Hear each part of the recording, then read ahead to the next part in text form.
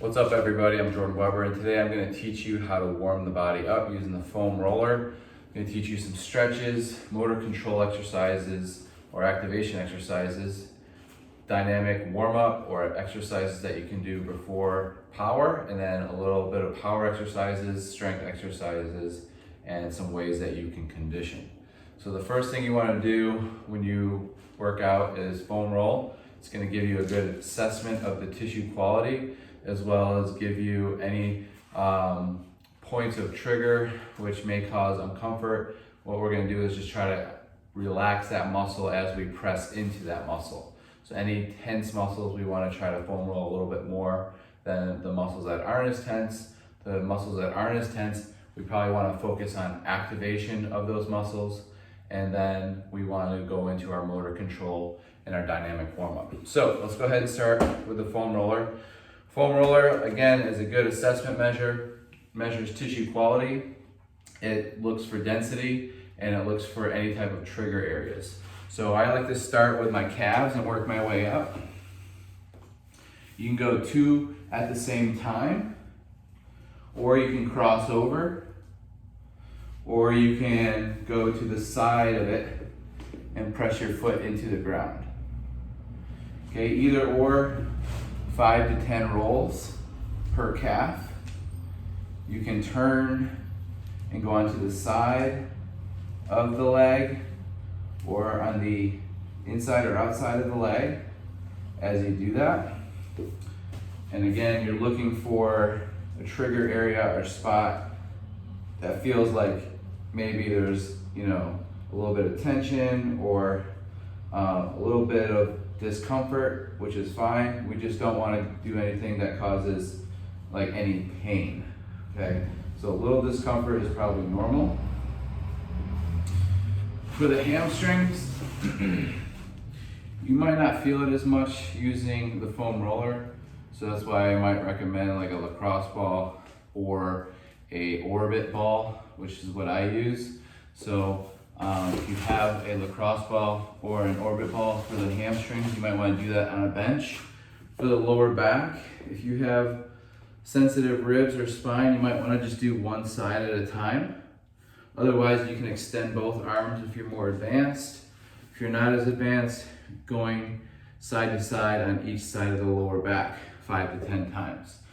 Working up the chain, going into the lat or shoulder area. This is really important because it's going to help with overhead mobility, and there's always going to be a little bit of tension in that posterior deltoid, which we do when we turn that palm face up, elbow at like a 90 to 100 degree as we roll up and down, and then right into the armpit and onto the chest area, and then back to the post del. And you can go a little bit lower if you want your serratus anterior, posterior, and rib cage, but that's only for probably people that are training as athletes or people that really want to focus on the ribs. All right, what do we got next?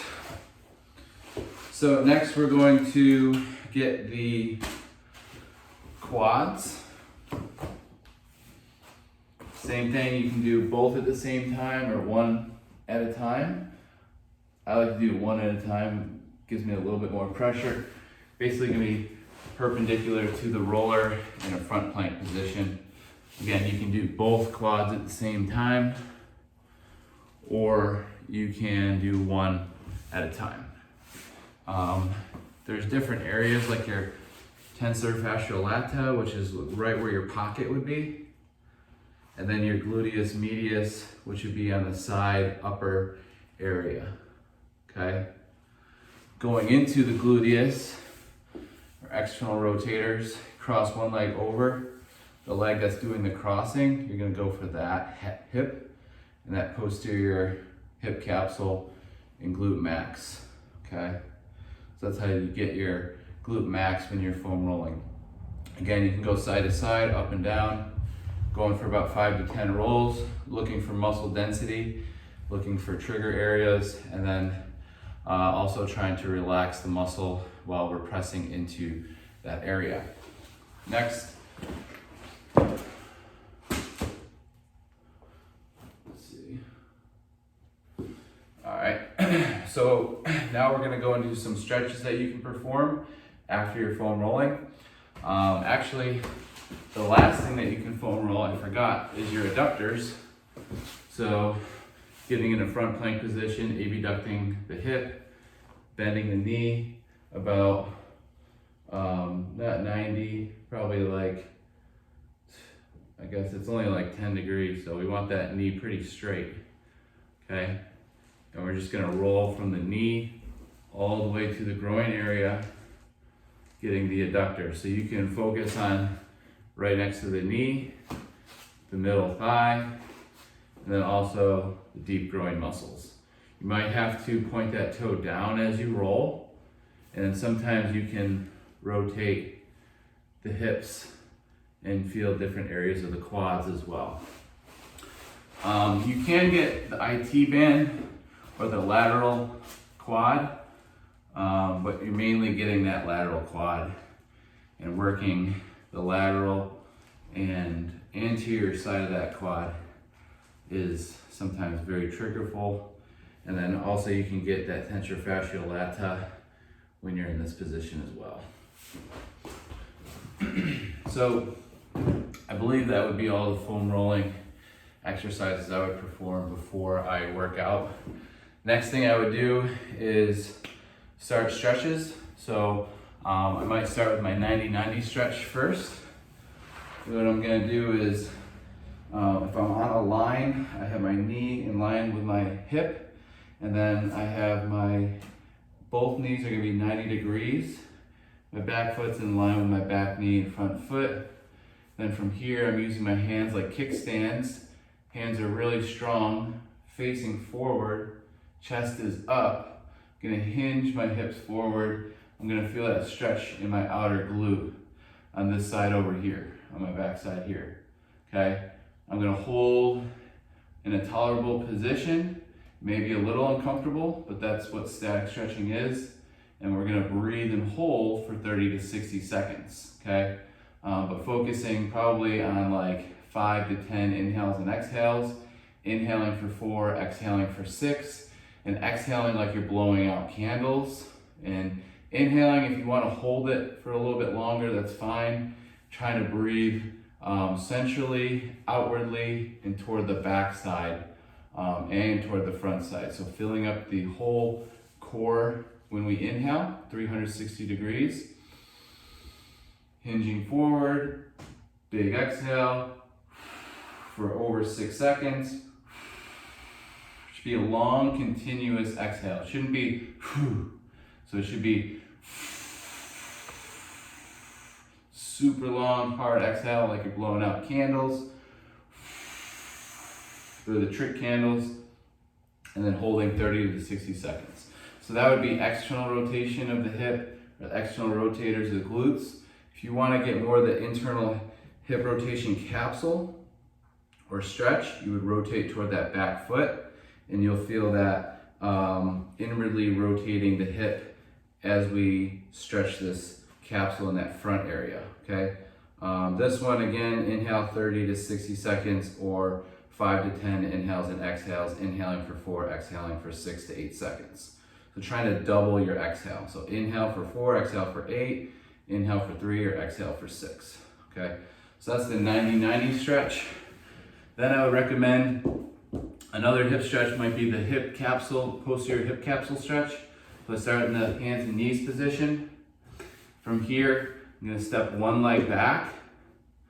The front knee, I'm gonna swivel inwardly. So that foot will turn inwardly, so it's really an external rotation of that hip. And I'm gonna rock outside. Okay, I'll show you on this side. Turn that foot in, and then rock outside. So that's the posterior hip rock. You're gonna feel that in the glute. Really safe stretch for the glutes compared to the yoga pigeon stretch, which I don't recommend for beginners. Okay, so that's the 90-90 stretch and the hip capsule stretch. Both 30 to 60 seconds at least. Inhale, 5 to 10 inhales and exhales each side. Next stretch is gonna be child pose. You can progress this by putting your hands in an elevated position. You can point your toes and try to get your head through your shoulders. Or you bring your head through your shoulders and squeeze your fist just like that with your elbows straight. Again, inhaling and exhaling for 5 to 10 inhales and exhales. Then you can get into an external rotation stretch with your hand on your forehead. And I can lift off and hold, and then relax.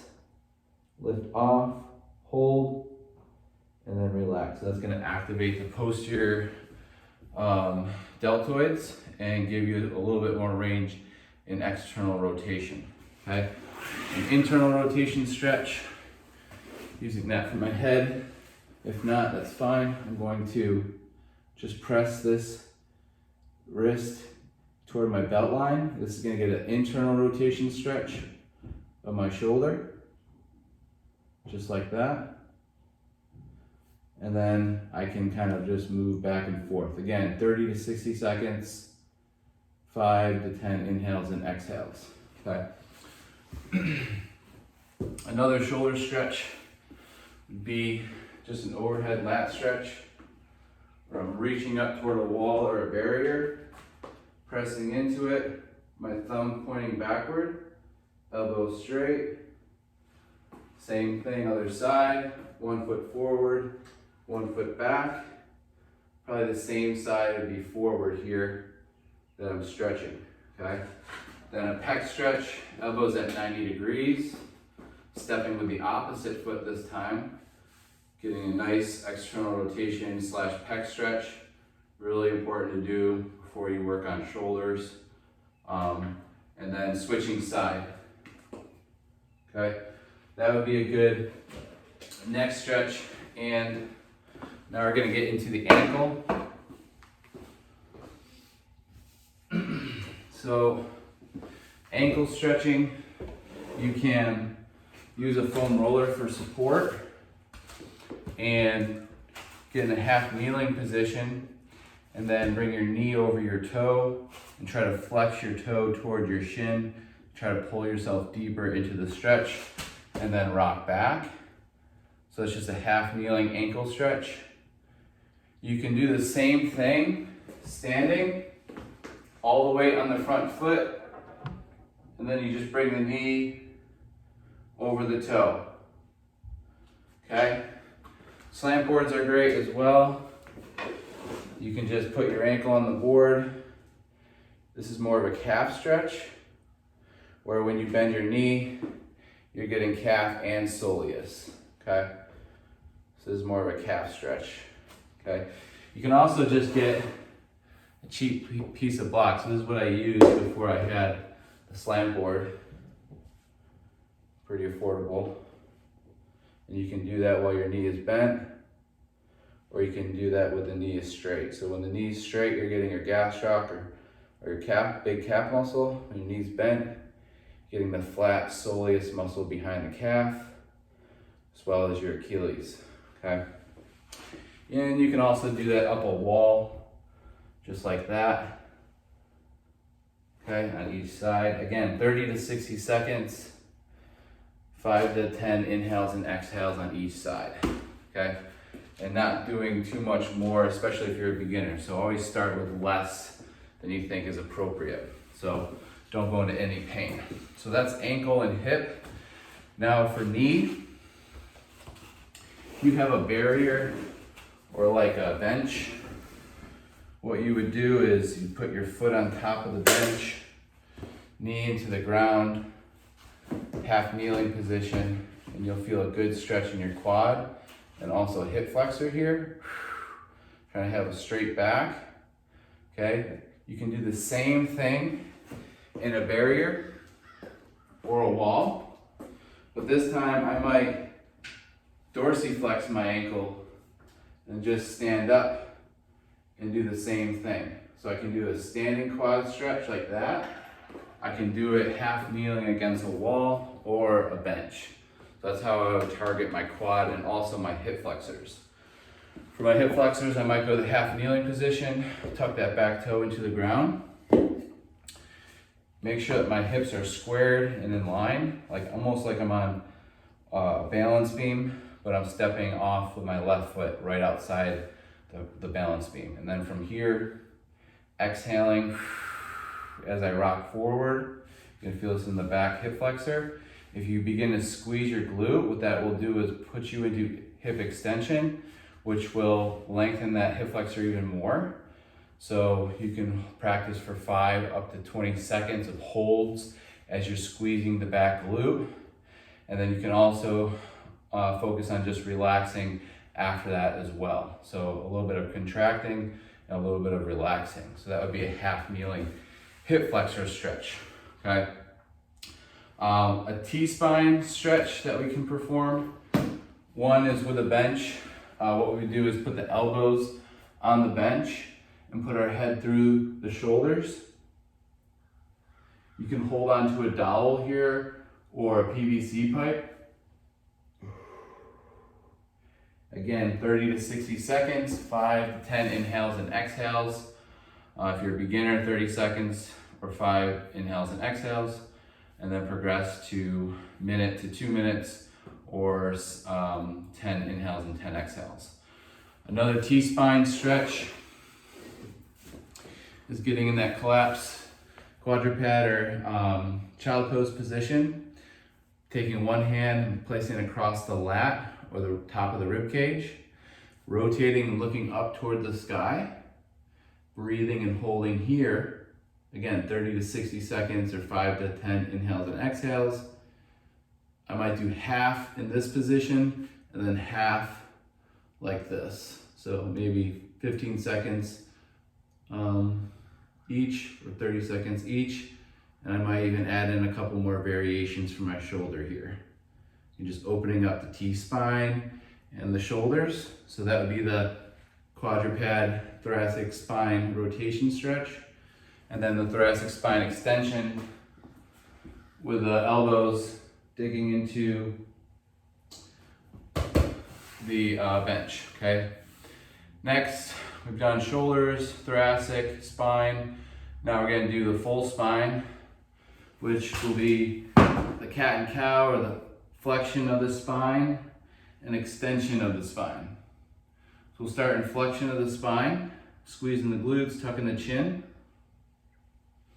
And then one vertebrae at a time, going into spinal extension. And then flexion. Maybe taking a couple inhales and exhales in each, or inhaling and exhaling into the next position, okay? So practicing either, you can push into the ground forward as you're doing this, so trying to rip the ground apart with your knees and your hands, and you'll create more tension in your abdominals. You can also pinch the ground together as well to create tension in the core, especially when you're in this position, okay? For hip extension, what we can do is get into the quadruped position. We want to have one knee on a pad to offset the load. From here, other knee goes off the ground. Do this side, so this would be the quadruped hip extension. One knee's on the mat. We're gonna hover the opposite knee off the ground. You're gonna feel it in your core immediately. It's an anti-rotation core exercise. And then from here, we're gonna try to extend the glute without extending the back, okay? So we're gonna lift off, brace, big exhale, and then back down, okay? These you go for about 3 to 5 reps, as slow and as controlled as you can, again, without arching the back. So we want more of a flex back position, and then we're focusing on hip extension, okay? Make that a little bit harder to cheat, coming down to the collapse position or forearms, and then doing the same thing. Okay, again, I should probably have that mat here, or 1 inch to 2 inches off the ground, and then hover and extend, okay? Working on hip extension activation here, or motor control for hip extension. Another motor control exercise Okay, since we're kind of moving from stretching, started with foam rolling, went to stretching. Now we're going into our motor control, starting with the hip extension. Now we're gonna get into shoulder motor control. Gonna bend the knees at 90. Gonna squeeze the glutes so that our back is flat. Make a W with the arms, squeeze the fists. We're gonna press the elbows and wrists and forearms and shoulders into the ground actively. So feel that tension in the back of the shoulders. And then from here, taking an inhale, squeezing those elbows down a little bit, keeping the back flat. And as we exhale, we're gonna reach overhead, but we're not gonna bring the back off the ground. As soon as the back comes off the ground, we've cheated, so we have to go back to our normal position once that happens. So we're gonna inhale, back is flat, head is down. Exhale, push overhead without moving the back. Glutes are squeezed just slightly, so you're gonna push your pelvic tilt. Inhale down, and then exhale, reach overhead. Press those shoulders into the ground as you're reaching overhead. Inhale down. Squeeze your arms into the ground. Exhale up. Okay, so those would be shoulder or floor slides. To progress that, you could be sitting against the wall. Same thing, inhale. Exhale with your arms against the wall. It's gonna be a lot harder with your arms against the wall there, okay? As far as hamstring stretches, what we can do is put our foot on top of a bench or a box. It can be a little lower than our hip or as high as our hip, so depending on the individual, right?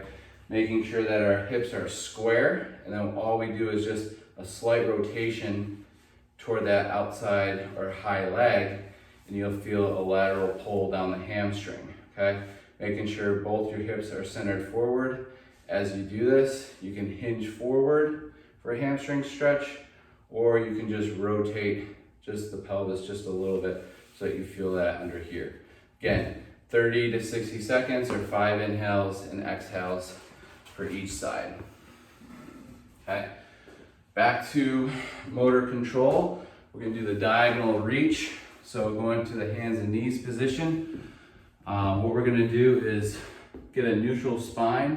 So this would be an extended spine, flex spine, neutral spine. From here, we're going to reach overhead. And as we reach overhead, we're gonna reach back with the opposite leg and then come back to the center without any change in the spine, okay? So we're going to lift off at the same time, straighten everything out. Try to get the heel in line with the hip, hand in line with the shoulder, shoulder in line with the top foot and knee. And then coming back and then switching. Okay, going in toward the center on your inhale. Exhaling, lengthen. Inhale, and then exhale without moving your spine in the flexion or extension position. Again, 5 to 10 on each side as an activation or as a motor control exercise before our dynamic warm-up. Okay, so we went over foam rolling, we went over stretching, we went over motor control. Now we're gonna get into a dynamic warm-up, which involves moving and stretching at the same time in a more dynamic way. So using more space as well. The first thing we're gonna learn is the knee to chest. So what I'm gonna do is I'm going to pull my knee into my chest. As I do that, my bottom ankle is gonna plantar flex or point into the ground. So I'm gonna point that toe into the ground. As I do that, I wanna try to avoid flexing my spine and try to keep a straight back as I do that. I'm gonna do that for about 5 to 10 on each side. Beginners 5, more advanced you'd work into about 10. So every week maybe progress 1 rep. The next one would be a leg cradle. I'm gonna reach for the outside of the knee, over top and pull toward my chest, step forward, reach for the knee, pull toward my chest. Same principles, we don't want to flex down, we want to keep that back straight. As we pull, we're going to feel a good hip stretch as we do that. Next one is going to be more quad hip flexor stretch. So we're going to bend the knee, reach for the back ankle, hinge forward, and then switch. Reach, hinge, and then switch. Step, reach, hinge, and then switch. Okay, so that would be heel to butt, hinge, and that would be probably a little bit more advanced. Another way you could do that would just be without the hinge, okay? Or you could just have them bend the knees, okay? And then working toward butt kickers, keeping those knees down. Notice that my knees are down here, they're not like this. Doing that, 10 yards down, 10 yards back. High knees, moving high knees, only for about 5 to 10 seconds because that is pretty much maximal capacity. You have your lateral shuffle, getting a wide stance as you move laterally, feet are forward. You have your karaoke, so step over, step behind. Okay, you have the crossover in front, or 1, 2, 3. So it's 1, 2, 3. So we go right, left, right, left, right, left, left, right, left. Okay, we have our Pogo Bounce. We go side to side as we're moving forward. Okay, we have the Pogo Bounce, just moving laterally. Okay, we can use change of direction where you tell me left, right, left, right, left, right. Okay, change up the tempo of your shuffle. Something you might want to include in your dynamic warm-up are some exercises like squat to toe touch. Okay, so feet would be about shoulder width, touching the toes, squatting down, palms together, reaching overhead, standing back up. To make it easier, remove the overhead and just do a simple version. This for about 3 to 5 reps, okay? Before your power exercises, we could also perform a lateral squat. Okay, reaching forward with really wide feet as we bend one knee. 3 to 5 reps on each side. Okay, we have our split squat as well. That can be included in our dynamic warm-up. Half kneeling position, like you're on a railroad track or a balance beam.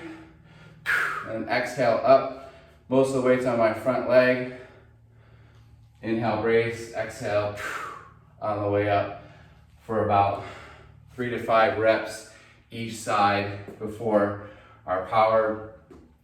Sometimes you can add in like a inchworm. So what I'm going to do is reach for my feet, walk my hands out as far as I can, and then inchworm my feet all the way back to my forward fold. I can turn around and do that, or I can continue to do that forward. Hands as far as I can out and in front of me, then inchworm my feet back up. Okay, 3 to 5 reps. All right. You could do a downward dog push-up. Go into the hands and knees to start.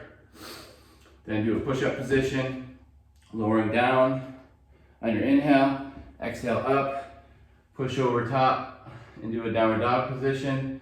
Inhale back to your plank, brace, lower, exhale up into that downward dog position. Okay, so that would be a push-up to downward dog stretch, getting the shoulders activated and also stretching out the calves dynamically. Okay, so those would be some dynamic stretches I might perform before my power movements. As far as power goes, you want to have a ball that you can slam and that you can throw. Okay, so you have your overhead slam where you catch the ball and repeat. You have your side toss where you side toss it into a wall. You have your half kneeling chest pass You have your standing overhead, stepping, overhead throw. You have your half kneeling push throw. You have a rainbow or a chop slam, just like that, okay? You also have an overhead throw behind you. I don't recommend that though, and I also don't recommend people throwing the ball at each other for rotational core exercises, okay? You can face the wall, throw the ball like this, and then like this. You can go in the half kneeling position, throw the ball into the wall, both sides, okay? When we're working with the medicine ball, 5 to 10 reps each side, or 10 total reps, okay? 2 to 3 sets. And you're gonna wanna add as well either a jumping exercise or a core or another plyometric exercise. So for example, I could perform a vertical jump for 5 reps, or horizontal jump for 8 reps, or a 1-leg hop laterally, 3 reps, and 3 reps medially. Okay, so I could focus on lateral hops and also medial hops. Could focus on linear hops as well, but only 3 to 5 reps for hopping because they are more demanding. When it comes to box jumps, okay, I might use not that high of a box, okay? Don't need to go that high. It's really about how you land. What you want to do is start and land in the same position. Knees are slightly bent, okay? Arms extended. Forcefully use those arms. When you land softly and step off. Never jump off the box like that and try to jump back on. So we're swinging upwardly, landing softly, stepping down. Okay, only about 5 to 10 reps for the box jump. So adding a med ball throw, a box jump, or you could also add in a little bit of core or activation of the core, such as a bear reach. So that's hands and knees, rounded back, knees off the ground 1 inch, and then you're reaching toward something about 1 foot off the ground, trying not to rotate the core. You could also just perform a forearm plank, rounded upper back, squeeze the glutes, and 5 to 10 inhales if you're holding an isometric core position, okay? You wanna work with a band for core during your power. You get to a half kneeling position, reaching up, pushing, just pulling and pushing, and then reaching up overhead and trying to maintain your core stability as you do that. So it's a push and then a vertical flexion overhead. Okay, you could also focus on standing press outs as well, focusing on core, because what your core is trying not to do is rotate, so it stabilizes, which is working the core the way it was properly functionally made to work. Okay, so you can do standing press outs overhead, regular standing press outs.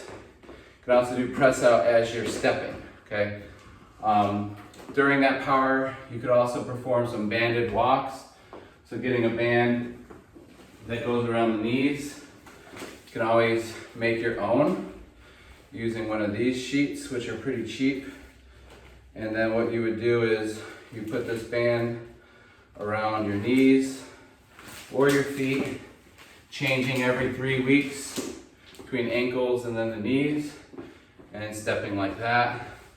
Or like I said, you can go a little higher, keeping those knees out, working the glute medius, okay? And also get in that crab shell position, open it up, just like that, getting the glute medius with the band. Okay, so those would be some activation exercises you can perform with your power set. I recommend your power, like your med ball throws, your jumping, any type of core work, before your strength sets, okay? During your strength sets, you want to choose a lower body, upper body, and then a core exercise or a corrective exercise. For example, my first set could be a kettlebell swing. So kettlebell swing, a lot of people get this one wrong. They tend to squat too much and use their shoulders too much. So actually just a quick hinge and a quick snap of the hips, okay? And the bell is just gonna go up for me. I don't have to move my shoulders to get that bell up in the air.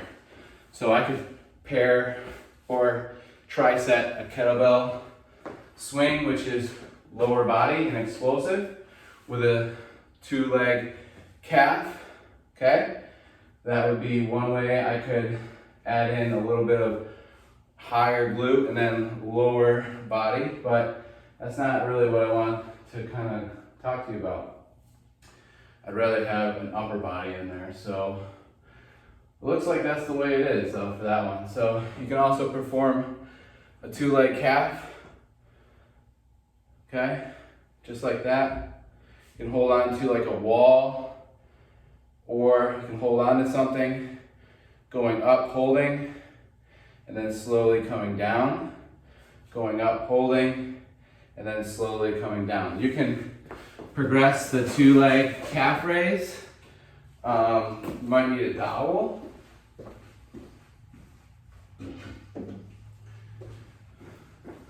So this tricep definitely has 2 legs and 1 upper body core. So we'll have to, no, actually it's just 2 legs and 1 upper body. So I guess they went against me on that one. So you can perform a 2-leg standing calf raise with dowels in your hands. Just plantar flex or push the balls of your feet into the ground and then slowly lower down. Going for about 10 reps, holding for 3 to 5 seconds, okay? You can also use a heel board or a slant board, same thing. Pushing into the slant board, slowly lowering down. This is not only a stretch, but a strengthener for the calves. You can do this on your stairs. You can also do this on a box, just like this, okay? Focusing maybe on one at a time, getting a stretch, and then pushing into the board, okay? So for this tricep, we have a kettlebell swing, two leg standing calf raise, and then the next one is gonna be a band pull apart, okay? So the band pull apart is a really good exercise for the posterior deltoids. You're gonna hold the band about shoulder width, and then we're going to extend the elbows and make a T and get those post delts, okay? So we're making a T. So this would just be a resistance band pull apart. You can perform about 10 to 12 of these. You can also do it diagonally, so across the body, over one shoulder and next to the hip area, 5 to 8 reps on each side. You can challenge yourself by doing these kneeling or half kneeling as well, okay? All right, so that would be the resistance band pull apart, which you could tricep with a kettle swing, the calf raise, and then the band pull apart. So that would be example of a tricep. Okay, so when you're working out, picking a couple exercises and not just focusing on one, focusing on upper and lower body exercises when you're partnering, pairing, or having triceps during your phases. So phase 1, you want to think probably lower reps, lower weight, just to get acclimated, and maybe even only 2 sets if you feel like that's appropriate, okay? If you feel like that second set really winded you or it was really hard, you might avoid that third set. But if you can do the third set, if it wasn't too bad, the weight wasn't too bad, and you're just getting familiar with the positions, then 3 sets highly recommended, because we want you to be able to learn those exercises too. Sometimes 2 sets might not be enough. But you know, you have to go at your own pace. So that would be 3 exercises you might put in a tricep together. Another tricep would be a rear foot elevated split squat, a 1-arm dumbbell bench, and a bench hip flexor stretch. So using that third exercise as a corrective exercise not just an exercise that you have to perform. So thinking of 3 different things, which will take about 45 seconds, and then taking about 30 seconds off. So it's about 1.5 minutes of activity before your next set. So it's 1, 2, 3, 4, 4.5 minutes per 3 sets, which is about 5 total minutes with transition time. So that way you can plan 5 minutes per 3 sets, right, of each exercise. So the next one would be a goblet, split stance, rear foot elevated split squat. Okay, so using a dumbbell or a kettlebell or 2 dumbbells in your hands. You're gonna look for some support device. I have one here, it's a roller for my ankle. And what I do is basically put my foot on it, and then I'm putting all my weight on that front leg.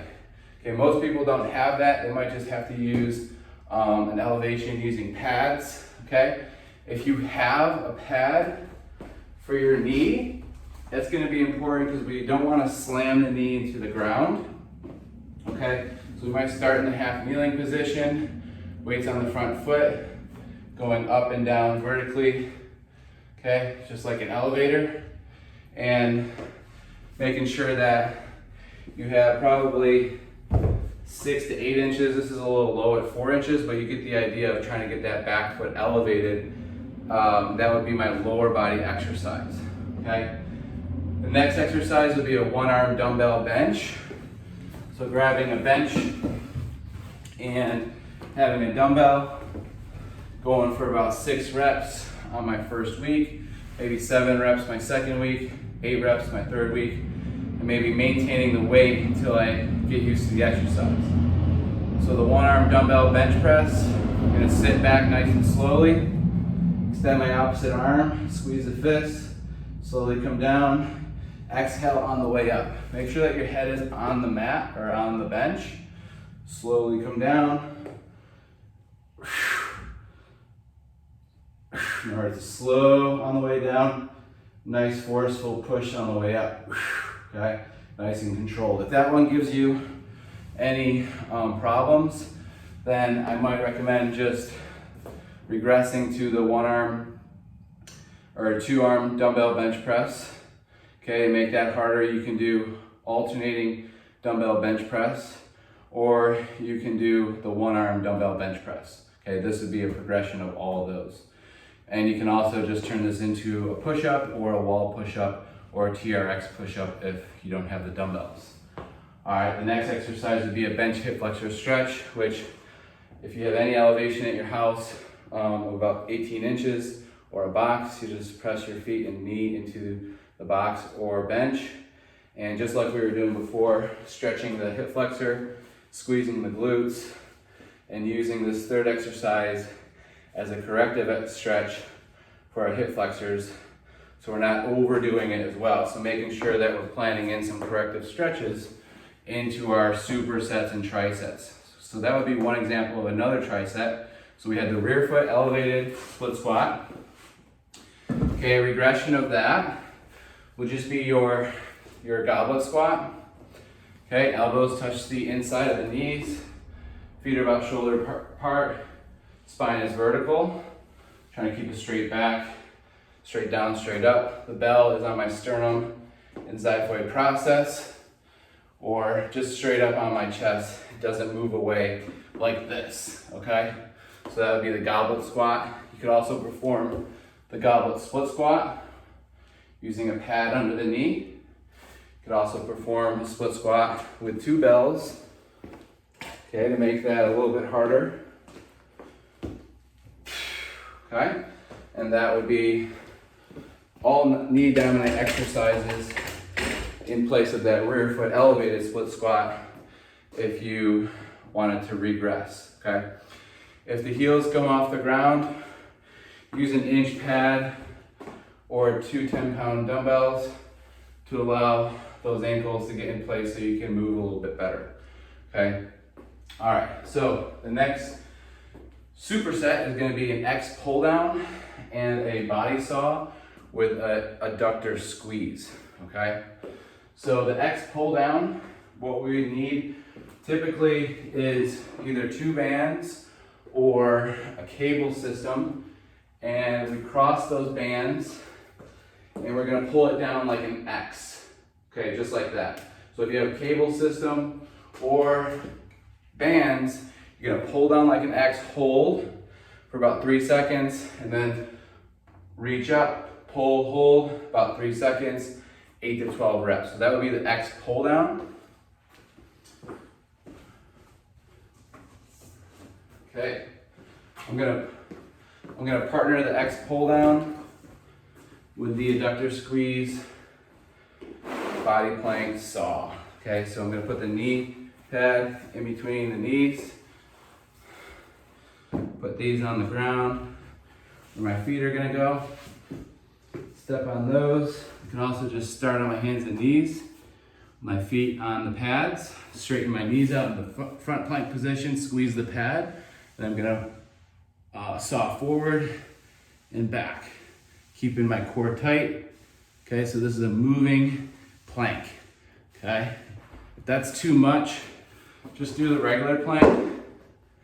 And just remember, you always have the option for side plank if you want to get the external obliques in the double stack knee position, or straight leg, long lever side plank. Okay. So those would be 3 exercises for your tricep. Well, that was 2 exercises. So we have our X pull, 3-second hold, and our body plank saw, or just a regular plank saw, or just a regular plank. You can also perform the ab rollout. So getting on in the tall kneeling position, pushing the ball out, and then coming back to the center. Keeping roundness in my back, trying not to let my hips sag down as I roll the ball out. You can also do what we call turning the pot, forearm plank, rotating in a circle. Okay, and you can rotate either way. You can do that on your knees, and you can also saw that as well, up and down, without moving your core. Okay, your core is going to want to separate, but you're going to have to try to keep it nice and stable. So working all 360 there, even your lower back and sides.